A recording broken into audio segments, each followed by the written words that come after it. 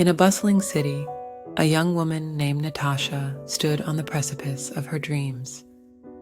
She had built her own marketing agency from scratch, pouring her heart and soul into every project. Her closest friend, Emma, had been by her side since the beginning, sharing in the struggles and triumphs.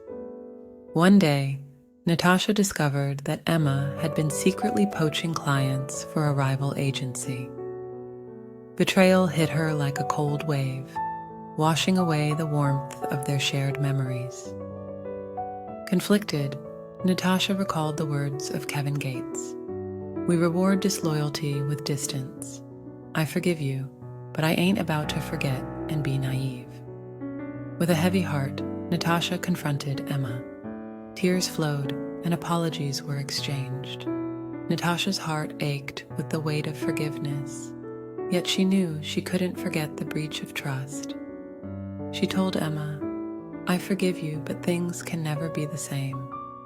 Trust is the foundation of any relationship, and ours has been cracked."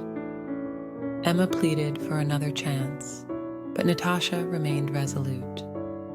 She knew that allowing Emma to remain close would only invite further pain and naivety.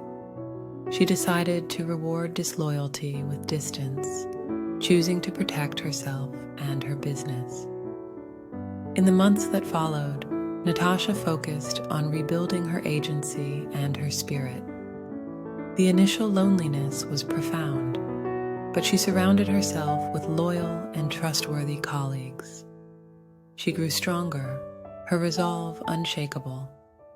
The pain of betrayal became a lesson in discernment and self-respect.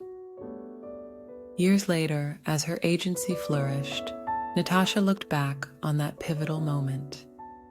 Emma's betrayal had taught her the invaluable lesson that forgiveness doesn't require the restoration of old ties.